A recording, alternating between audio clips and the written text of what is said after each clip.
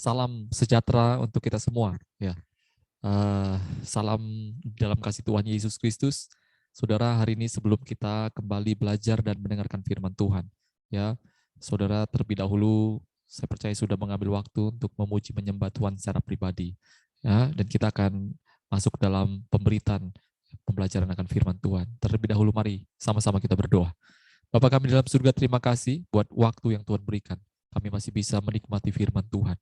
Tuhan, karena itu Tuhan tolong kami, hamba-Mu, Tuhan berikan hikmat daripada Tuhan. Bukakan rahasia-rahasia firman Tuhan. Sehingga kami yang mendengarkannya, beroleh Tuhan, pengetahuan, hikmat yang daripada Tuhan. Mengubahkan hidup kami, menjadikan kami berakar, bertumbuh, dan berbuah. Dalam nama Tuhan Yesus kami berdoa. Amin. Saudara, kita akan masuk kepada Imamat pasal yang ke-21. Imamat pasal yang ke-21, ya. Lembaga Alkitab Indonesia memberikan judul Kudusnya Para Imam. Kita akan langsung saja membuka di dalam ayat yang pertama sampai ayat yang ketiga terlebih dahulu. Tuhan berfirman kepada Musa, "Berbicaralah kepada para imam, anak-anak Harun, dan katakan pada mereka, seorang imam janganlah menajiskan diri dengan orang mati di antara orang-orang sebangsanya, kecuali kalau yang mati itu adalah kerabatnya yang terdekat, yakni ibunya, ayahnya, anaknya laki-laki atau perempuan, saudaranya laki-laki, saudaranya perempuan yang masih perawan dan dekat kepadanya, karena belum mempunyai suami. Dengan mereka itu bolehlah ia menajiskan diri." Nah, saudara, kudusnya para imam. Nah, saudara yang saya kasih dalam Tuhan, tentu judul ini menjadi satu gangguan bagi kita yang mungkin bukan imam, bukan hamba Tuhan, bukan pelayan Tuhan. Tetapi mari saya menjelaskan, ya, apakah ini kontekstual dengan kita yang hari ini bukan hamba Tuhan, bukan para imam, mungkin bukan pelayan Tuhan. Nah, saudara, bangsa Israel dipilih Tuhan menjadi, ya, bangsa yang kudus, menjadi kerajaan imam. Untuk apa? Melayani bangsa-bangsa lain. Tetapi dalam konteks perjanjian baru, ya, kita sebagai bangsa Israel rohani, kita juga dipanggil menjadi imamat yang raja, di bangsa yang kudus, ya. Tuhan memanggil kita keluar dari kegelapan, ya, untuk memberitakan perbuatan-perbuatan Tuhan, ya, sehingga dalam konteks hari ini saya dan saudara itu juga para imamnya Allah, ya. Kitab Wahyu juga sangat jelas, Wahyu pasal 1 ayat 6. Dan yang telah membuat kita menjadi suatu kerajaan, menjadi imam-imam bagi Allah Bapanya, ya. Kita adalah imam-imam. Nah, dari pengertian ini, pasal 21 ini jelas, ya, tentu sangat berarti dan bermanfaat bagi kita. Kudusnya para imam, kudusnya kita semua, saudara. Bagaimana, saudara, Alkitab mengajarkan hal ini? Ayat 1 sampai ketiga, ya, mengajarkan bahwa para imam tidak boleh menajiskan dirinya dengan orang mati. Nah, saudara, tentunya hari ini kita ingin mendapatkan sesuatu berkat yang khusus, ya, sesuai dengan konteks zaman yang sedang kita hidupi. Ya. Orang mati kematian itu adalah upah daripada dosa. Ya. Ada begitu banyak orang yang masih hidup tetapi sebenarnya mati. Saya sering mengatakan ini zombie-zombie rohani, saudara. Ya, hidup tetapi mati. Hidup tapi masih terikat dengan berbagai dosa. Satu dosa saja sudah terikat, itu akan menjalar ke dosa-dosa yang lainnya, saudara. Ya, ya, ini seperti zombie, saudara. Ya. Dan para imam kita diingatkan jangan menajiskan diri dengan, ya, orang yang terkena, ya, yang kena dengan yang namanya virus kematian ini, saudara. Ya. Orang-orang yang terikat dengan dosa, hidupnya masih senang dengan dosa. Ya. Ya, kecuali keluarga karena kita berada di dalam keluarga, kerabat kita, ya, ya, kita ada di situ. Tuhan letakkan kita, saya percaya tidak secara kebetulan, sehingga kita di tengah-tengah keluarga kita juga boleh menjadi saksi di sana, saudara. Ya. Ini yang pertama, kudusnya para imam. Ya, jangan najiskan diri dengan kematian. Kedua, saudara, ayat yang keempat. Sebagai suami, janganlah ia menajiskan diri di antara orang-orang sebangsanya dan dengan demikian melanggar kekudusannya. Ya. Suami-suami pada zaman itu, saudara, ya, tidak boleh ikut pola dunia saat itu, ya, pola Mesir, pola Kanaan, ya, ya, kawin mawin, ya, sembarangan di dalam hal kekudusan di dalam rumah tangga khususnya. Ya. Nah, saudara, suami itu adalah kepala istri, ya. memang ada begitu banyak juga istri yang berjuang untuk keluarga, ya, untuk keselamatan keluarganya. Tetapi kalau saudara baca Mazmur 100, 127, Mazmur 128, ya, berkat rumah tangga itu datangnya daripada suami, saudara. Efesus 5:23 juga mengatakan bahwa karena suami adalah kepala istri, sama seperti Kristus adalah kepala jemaat. Ada berapa orang yang datang konseling kepada kami, ya, kepala-kepala keluarga, ya, mereka mengeluh, ya, anak-anak mereka, istri mereka, ya, tidak bisa diatur, tidak dengar-dengaran pada mereka. Saya balik bertanya, saudara, apakah saudara juga dengar-dengaran kepada Tuhan, tunduk kepada Tuhan? Ya. Bisa jadi kenapa mereka tidak bisa tunduk kepada engkau? Karena engkau sendiri tidak tunduk kepada Tuhan. Ingat bahwa kita adalah gereja Tuhan, mempelai Kristus, Tuhan kepala gereja kita. Ya, istri juga digambarkan sebagai mempelai wanita, suami kepalanya. Sehingga kalau istri sampai tidak menghormati suami, jangan-jangan suaminya memang tidak menghormati Tuhan. Sehingga kau jangan komplain. Mari kita berbenah diri, saudara. Ya, utamakan Tuhan, hormati Tuhan, sehingga keluarga kita juga bisa menghormati kita. Ya, jangan menajiskan diri dengan orang-orang sebangsanya yang melanggar kekudusan Allah itu sendiri. Ayat yang kelima, saudara. Janganlah mereka mengudul sebagian kepalanya dan janganlah mereka mencukur tepi janggutnya. Ini berbicara tentang rambut, saudara, sampai ke janggut. Saudara ingat Simpson, ya, urapan Tuhan itu, ya, nazarnya Simpson itu terletak pada rambutnya, saudara. Ada kuasa, saudara. Ya, di dalam teks Alkitab dikatakan tidak selai rambut pun kita jatuh tanpa izin daripada Tuhan. Ini berbicara tentang pemeliharaan Tuhan. Ya, dalam kitab Mazmur dikatakan seperti minyak dari kepala Harun sampai ke jenggot jubahnya. Ya, ini bicara tentang pemeliharaan Tuhan. Ya, saudara, hari-hari ini, ya, dunia tidak semakin baik, semakin sulit. Ya, kita lihat di kiri kanan depan belakang dari segala sisi kehidupan sangat-sangat sulit, saudara. Tetapi orang-orang yang mengandalkan, berharap hidup baik dengan Tuhan, mereka dipelihara Tuhan. Tetapi kalau hari ini kita mulai merasakan kita sepertinya tidak dapat pemeliharaan Tuhan, kita perlu bertanya, jangan-jangan saudara kita sudah melanggar kekudusan Tuhan. Ya. Ayat ini juga berkata, saudara, jangan kamu menggoresi kulit tubuhmu, menggoresi, ya, meraja, mentato, ya, pada hari ini. Saudara, saya akan mengajak saudara melihat ini dalam pandangan eskatologi tentang masa depan. Menandakan tangan. Dalam kitab Wahyu, saudara akan membaca bahwa ada orang nantinya akan menandakan, ya, membuat tanda pada dahi, pada tangan, tanda 666, tanda bilangan manusia. Ya. Ya. Saya tidak bicara tentang tanda tato-tato, tapi kita melihat konteks pada hari ini, saudara. Ya, apa bilangan tanda ini? Ini adalah tanda daripada manusia. Manusia diciptakan pada hari yang ke-6, ya. Tandanya 666, ini tanda bilangan manusia. Tanda yang harus dimiliki oleh manusia, ya, pertama kali Ulangan pasal 6 sangat jelas sekali. Taruhlah itu pada lenganmu, ya, tempel pada dahimu. Apa itu? Kasihilah Tuhan Allahmu dengan segenap hatimu, dengan segenap jiwamu, dengan segenap akal budimu. Itu yang perlu ditaruh, ditempel, ya, diraja, ditato dalam hati dan pikiran manusia. Ya, sehingga hari ini, saudara, ya, kita perlu melihat, ya, tanda di dalam hidup kita itu adalah tandanya mengutamakan mengasihi Tuhan atau kita lebih mengutamakan daging kita, kemanusiaannya kita. Para hamba Tuhan, ya, kudusnya para hamba Tuhan, ya, jangan menggoresi kulit tubuhmu, ya, dengan sesuatu yang sifatnya lahiriah, saudara.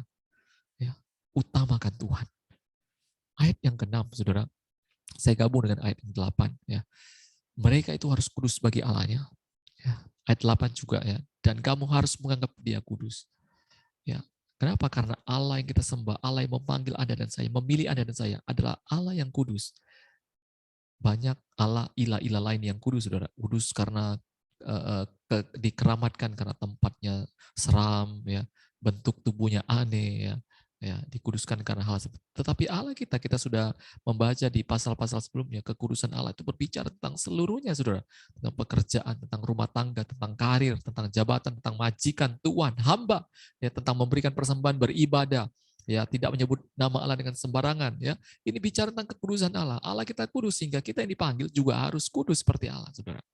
Dan orang yang seperti ini, saudara, Ya, di dalam 1 Tesalonika 5:12 dikatakan, kami minta kepadamu saudara-saudara, supaya kamu menghormati mereka yang bekerja keras di antara kamu, yang memimpin kamu dalam Tuhan dan yang menegur kamu. Ya, kita akan mendapatkan kehormatan kalau kita menjaga kekudusan daripada Allah itu sendiri. Nah, hari ini banyak sekali umat-umat Tuhan, hamba-hamba Tuhan. Ya, kita kehilangan kehormatan. Orang-orang menganggap kita biasa saja. Kita tidak dihargai lagi, saudara. Kenapa? Ya, mungkin saudara, ya, kita sudah tidak menjaga kekudusan itu. Ya, haleluya. Ayat yang ketujuh, saudara. Janganlah mereka mengambil seorang perempuan sundal atau perempuan yang sudah dirusak kesuciannya atau seorang perempuan yang telah diceraikan oleh suaminya. Karena imam itu harus kudus panggilannya. Ya, ya. Jangan mengambil yang saudara di dalam teks perjanjian baru, ya, diingatkan terang dan gelap itu tidak bisa bersatu. Jangan coba-coba bergaul, saudara. Pergaulan buruk merusak kebiasaan baik. Ya, ini kebiasaan bangsa-bangsa lain, kita tidak demikian. Kudusnya para imam. Saudara, ayat yang ke-9. Apabila anak perempuan seorang imam membiarkan kehormatannya dilanggar dengan bersundal, maka ia melanggar kekudusan ayah dan ia harus dibakar dengan api. Saudara, kenapa anak bisa melakukan hal-hal demikian? Ya, kenapa anak bisa melakukan hal demikian? Saudara, siapa yang tega? Saudara yang pernah menjadi ayah, ya, sudah menjadi ayah. Apakah saudara tega melihat anak saudara dibakar? Tidak mungkin, saudara. Ya. Mazmur 127 mengatakan bahwa anak itu adalah milik pusakanya Tuhan. Milik pusaka itu berarti keramat, perlu dipelihara, dijaga, dirawat, saudara. Seperti anak-anak panah di tangan pahlawan, demikianlah anak-anak pada masa mudanya. Jadi tergantung siapa pahlawan mereka. Ya, tentu pastinya adalah orang tua sebagai pahlawan mereka semasa kecil mereka. Ya.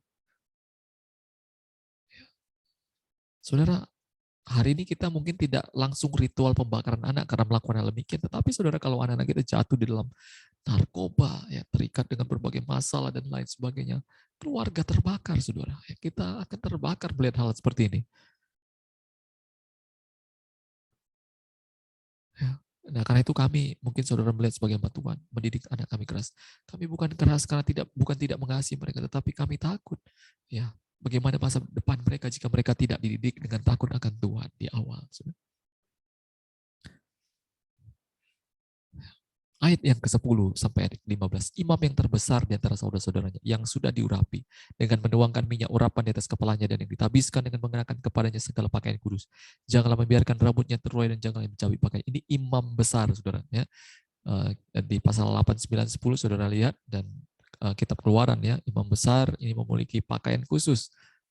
Ada baju efod, lalu di luarnya ada turim, ya, lalu ada tumim, ya, lalu ada batu-batu nama-nama Israel, ya, nama-nama suku daripada Israel, ya. Dia ini melambangkan dia mewakili bangsa itu, saudara. Ya, ini bicara tentang imam besar. Ayat 11, janganlah yang dekat kepada semua mayat, bahkan janganlah yang menajiskan diri dengan mayat ayahnya atau ibunya. Ya, lebih ketat lagi, lebih keras lagi, ya. Kalau tadi masih boleh, saudara, sekarang tidak boleh lagi.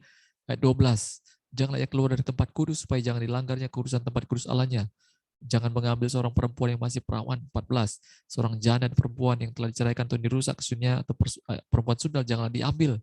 Ayat 15. Supaya jangan ia melanggar kekudusan keturunannya di antara orang-orang sebangsanya. Saudara, kenapa peraturan untuk para imam besar, ya? Mungkin pada hari ini hamba-hamba Tuhan, ya, yang terlibat dalam pelayanan. Saudara, peraturannya kita harus menjaga lebih ketat daripada orang-orang biasa. Ya, karena saudara, ayat 15 berkata, ya, ini bisa merusak keturunan kita dan orang-orang sebangsa kita. Saya kasih contoh, saudara. Ya, ini contoh-contoh, ya, ada hamba Tuhan, ya, yang menikahi istri, memiliki istri, menikahi pembantunya. Ada yang menikahi pacarnya sesama jenis. Ya, ada yang saudara membuat pedofil, ya, dan lain-lain sebagainya. Lalu apa yang terjadi? Ini dicontohi oleh umat-umat, saudara. Ini yang saya sebutkan, ayat ini tadi sedang berkata, kalau kita lakukan ini, kita merusak kekudusan keturunan kita, bahkan bangsa kita. Kenapa? Menjadi contoh bagi banyak orang. Karena itu peraturan bagi imam-imam yang melayani Tuhan, orang-orang yang terlibat khusus dalam pelayanan rumah Tuhan. Ya, harusnya kita lebih ketat, hati-hati, saudara. Tindakan-tindakan kita mempengaruhi banyak orang. Ya, orang akan menganggap, oh bolehlah, karena hamba Tuhan tersebut sudah memberikan contoh. Padahal itu tidak sesuai dengan kebenaran firman Tuhan. Ya, ingat, kita juga para imam semuanya, saudara. Tindakan-tindakan kita dipertontonkan di depan banyak orang. Saudara, ayat yang terakhir 16-24 ya. Tuhan berfirman pada Musa, katakan pada Harun begini. Setiap orang dari antara keturunanmu turun-temurun yang bercacat badannya, janganlah datang mendekat untuk memperlihatkan tata penilaiannya. Nah, saudara, yang bercacat ya, tidak ada orang yang ingin lahir cacat ya. Tentu bisa komplain ke Tuhan, kami tidak ingin lahir cacat, kami memang sudah diciptakan begini. Mengapa kami tidak boleh melayani ya? Secara teknis saudara, kalau kita baca 18 ya, orang yang badannya orang yang buta, timpang ya, orang yang bercacat mukanya dan lain sebagainya ya. Kenapa ini dilarang secara teknis saudara? Kalau bekerja di rumah Tuhan pada saat itu tabernakel ya, kita harus menghidupkan lampu ya. Kalau buta saudara bisa kebakar mungkin tabir saudara ya. Timpang kaki, timpang sebelah pada saat mengangkat alat rumah Tuhan ya, itu bisa berbahaya saudara. Secara teknis ini bisa berbahaya. Nah, tapi mari kita tidak membahas itu, kita melihat konteks pada hari ini ya. Perjanjian baru ya, 1 Timotius 3, 1:12 ya, memberikan pengertian pada kita apa yang dimaksud dengan cacat ya. Ayat 2 berkata, karena itu penilik jemaat haruslah seorang yang tak bercacat. Tak bercacat. Apa yang dimaksud dengan tak bercacat? Suami dari satu istri, dapat menahan diri, bijaksana, sopan, suka memberi tumpangan, cakap mengajar, bukan peminum, bukan pemarah. Ya, seorang kepala keluarga yang baik, disegani. Nah, ini saudara. Jadi saudara sedang silakan mengevaluasi diri. Ya. Ya. Apakah saya cacat di mata Tuhan? Beberapa hamba Tuhan juga mengatakan ya, buta ini bicara tentang tidak bisa melihat kebenaran. Ya. Hamba Tuhan yang tidak bisa melihat lagi kebenaran. Ya. Timpang kakinya yang sudah tidak lagi bekerja untuk Tuhan. Ya. Ongkang-ongkang kaki, menikmati kenikmatan hidup. Ya, dan lain sebagainya. Mari saudara ya, perhatikan sebagai hamba-hamba Tuhan, ya kudusnya para hamba Tuhan. Ya, kita harus memperhatikan hal-hal ini. Yang paling terakhir, saudara kalau membaca Keluaran pasal 32, siapa sebenarnya asal muasal para imam ya? Ketika Musa naik ke Gunung Sinai, ya, bangsa Israel membuat ilah dari ya emas tuangan mereka buat patung, mereka sembah itu. Harun memimpinnya, saudara. Waktu Musa turun, saudara. Ya, ayat 25 saya bacakan. Ketika Musa melihat bahwa bangsa itu seperti kuda terlepas dari kandang, sebab Harun telah melepaskannya sampai menjadi buah cemooh bagi lawan mereka. Maka berdirilah Musa di pintu gerbang perkemahan itu serta berkata, siapa yang memihak kepada Tuhan, datanglah kepadaku. Lalu berkumpullah kepadanya seluruh Bani Lewi. Bani Lewi ini adalah asal muasal daripada imam-imam itu sendiri, saudara. Ya, ini asal muasal daripada imam-imam itu sendiri. Ya, ya. Siapa yang memihak kepada Tuhan, datanglah kepadaku, datanglah Bani Lewi. Jadi saudara, para imam adalah orang-orang yang mau yang memihak kepada pekerjaan-pekerjaan Tuhan, membela pekerjaan-pekerjaan Tuhan. Di ayat selanjutnya, saudara, ya, ayat 29, kemudian berkatalah Musa, baktikanlah dirimu mulai hari ini kepada Tuhan. Ya, inilah filosofi daripada imam, saudara. Ya, orang-orang yang mau memihak, membela Tuhan, ya, yang ingin membaktikan dirinya kepada Tuhan. Apakah itu Anda? Apakah itu saya pada hari ini? Ya. Tuhan menolong kita, saudara. Ya, kudusnya para imam mengingatkan kita. Kita sebagai imam-imam rohani pada saat ini. Ya, mari menjaga kekudusan kita, saudara. Ya, ya, pilihan ada di tangan kita. Apakah engkau ingin berbakti, membaktikan dirimu pada Allah, membela hukum-hukum Allah, membela pekerjaan Tuhan, jaga kudusanmu, saudara. Ada upah kehormatan yang kau terima, saudara. Tuhan Yesus memberkati. Mari kita berdoa. Terima kasih Tuhan buat berkat firman-Mu. Tuhan, jaga hati dan pikiran kami untuk tetap kudus di depan-Mu. Untuk tetap menjadi hamba-hamba-Mu di akhir zaman ini Tuhan. Dimanapun kami berada. Sehingga penghormatan akan Tuhan boleh datang melalui kami. Karena kekudusan Tuhan yang ada dalam kehidupan kami. Tolong kami semua Tuhan. Di dalam nama Tuhan Yesus kami berdoa. Amin. Puji Tuhan. Tuhan Yesus memberkati kita semua.